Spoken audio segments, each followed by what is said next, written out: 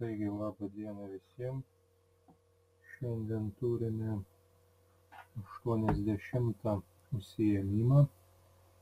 Praeitą kartą kalbėjome apie Napoleono karus. Šį kartą pakalbėsime apie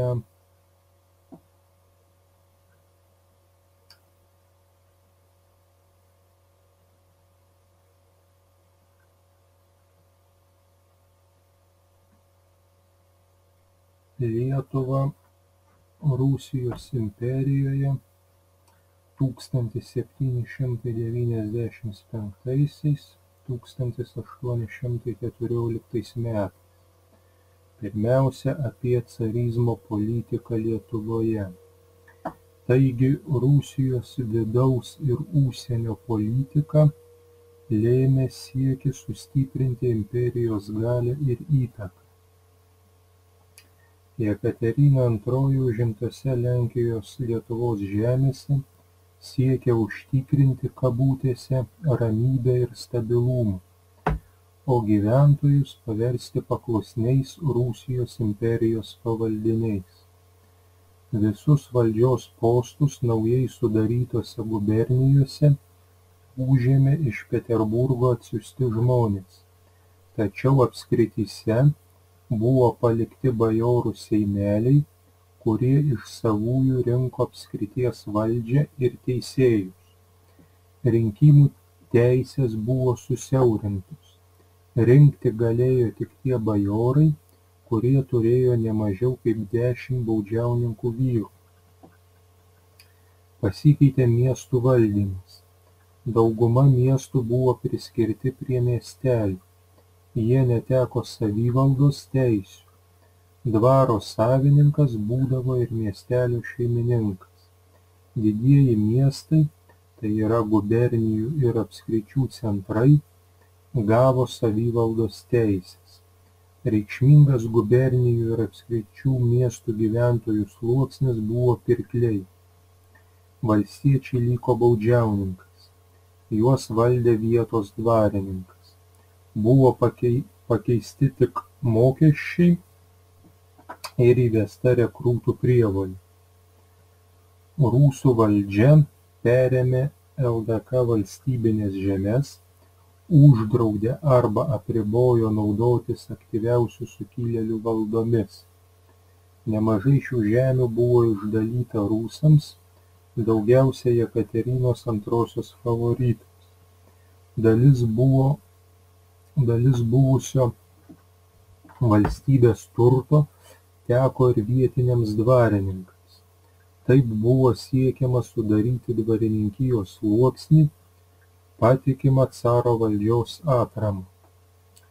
Mirus Jekaterinai II Rusijos valdovu tapo jo sūnus Pavlas I. Jis laikėsi visai priešingos politikos nei motina. Lietuvai jo valdymas atnešė nemažų pakeitimų ir tam tikrą palengvėjimą. Pavlas I amnestavo daugumą politinių kalinių ir buvusių sukilėlių tremtinių, tarp jų ir patį Kosciušką. 1797 metais jo įsakymu turėjo būti atkurtas vyriausias Lietuvos tribunolas, sugrąžintas Lietuvos statutas. 1801 metais po Pavlo I nužudymo naujuoju Rusijos valdovu tapo jo sūnus Aleksandras I, kuris buvo kupinas ryžto vykdyti reformas, kelti kultūrą, tačiau pradėtos reformos neatnešė didelių permainų. Buvo galvojama net apie valstiečių išlaisvinimą nuo baudžiavos. 1803 metais imperatorius išleido įsaką dėl laisvų žemdirbių, pagal kurį dvarų savininkai galėjo atleisti nuo baudžiavos valstiečių su žeme už išpirką. Kai kurie dvarininkai iš tikrųjų iš savo dvarų paleido valstiečius, tačiau be žemės. Svarbi Lietuvai buvo 1802–1804 metų švietimo reforma. Visa Rusijos imperijos teritorija buvo padalyta į 6 švietimo apygardas, kurių centruose turėjo būti universitetai. Tarp 6 švietimo apygardų buvo įsteigta ir Vilniaus švietimo apygarda. Jos centru tapo Vilniaus imperatoriškasis universitetas. 1803 metais pertvarkytas iš Lietuvos vyriausiosios mokyklos. Globėju buvo paskirtas Adomas Jurgis Čartoriskis.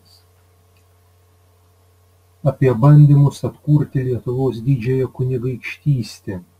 Rusų okupacija ir toliau slėgė kraštą. Lietuvos vadinamoji aukštuomenė puoselėjo viltis atkurti valstybę, tačiau daug kas priklausė nuo tarptautinių sąlygų, o jos buvo palankios. Napoleonas sėkmingai žygiuodamas per Europą siekė sukelti buvusios abiejų tautų respublikos visuomenės viltis atkurti valstybę ir išsivaduoti iš Rusijos priespaudos. 1807 metais Napoleonas įkūrė Varšuvos kunigaikštystę, į kurios sudėtį pateko ir Lietuvos užnemunė. Čia buvo panaikinta ir baudžiava. Valstiečiai gavo asmens laisvę, tačiau be žemės. 1811 metais buvo sukurtas LDK atkūrimo Rusijos globoje projektas. Pagrindinis jo sumanytojas buvo dvarininkas Mykolas Kleopas Oginskis. Tuo metu Rusija ir Prancūzija ruošėsi karui. Lietuvos bajorijai šis momentas atrodė tinkamas pagerinti santykius su caro valdžia. Naujo karo su Prancūzija išvakarėse carui Aleksandrui I buvo svarbu užsitikrinti Lietuvos bajorijos paramą. Lenkijos visuomenė aiškiai stojo už Napoleoną, tikėdamasi, kad prie Varšuvos kunigaikštystės bus prijungtos ir Rusijos valdomos buvusios abiejų tautų respublikos žemės. Mykolas Kleopas Oginskis įtikinėjo carą Aleksandrą I, kad atkūrus LDK tuo pačiu būtų užkirstas kelias Napoleono įtakai Lietuvoje. Lietuvos bajorų planai atkurti LDK Rusijos imperijos sudėtyje liudijo Lietuvos valstybingumo tradicijų gyvybingumą. Buvo ir kitas valstybingumo atkūrimo planas – norėta atkurti visą Lenkijos karalystę, turinčią 1772 metų sienas. Tuo metu Rusijos tarptautinė ir vidaus padėtis nebuvo tvirta, todėl Aleksandras I buvo priverstas valdantiems imperijos pakraščių sluoksniams daryti nuolaidų, bent jau su jais tartis. Tačiau karas su Napoleonu ir jo baigtis iš esmės pakeitė situaciją. Trumpai apie prancūzmetį ir jo padarinius. Karo su Napoleonu išvakarėse caras Aleksandras I buvo atvykęs į Lietuvą ir tikrino savo armijos pasirengimą. Birželio 24 dieną Napoleonas su pagrindinėmis pajėgomis persikėlė per Nemuną ties Kaunu. Caras, jo kariuomenė bei Rusijos šalininkai pasitraukė iš Lietuvos. Po 4 dienų Napoleono daliniai užėmė Vilnių. Ta diena Lietuvos dienraštis vadino nepaprasta, skelbiančia krašto ir miestui naujos epochos pradžią.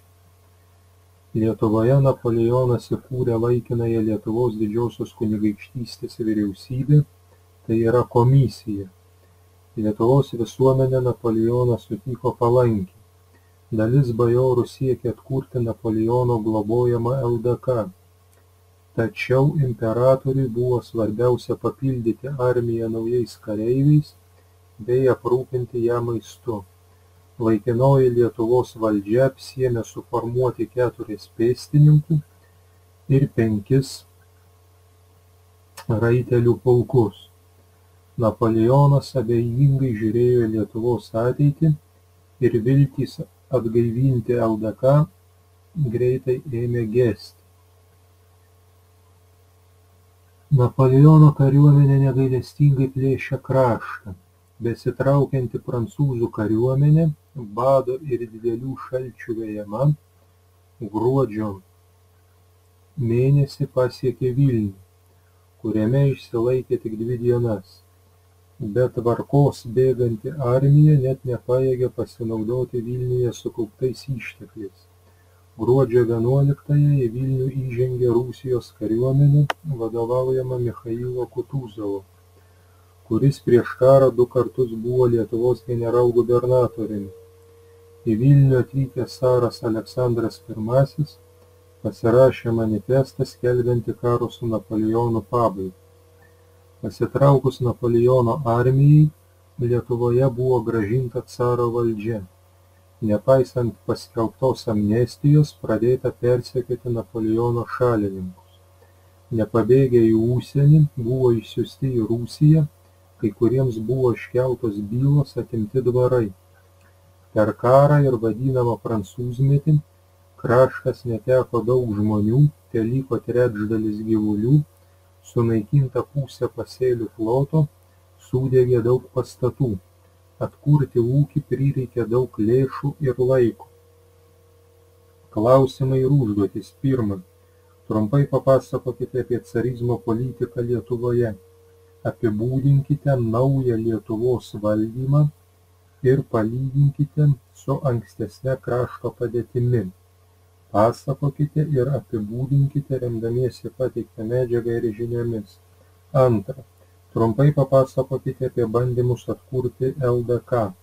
Ko siekia Lietuvos bajorai iki 1812 metų Rusijos karo su Napoleonu.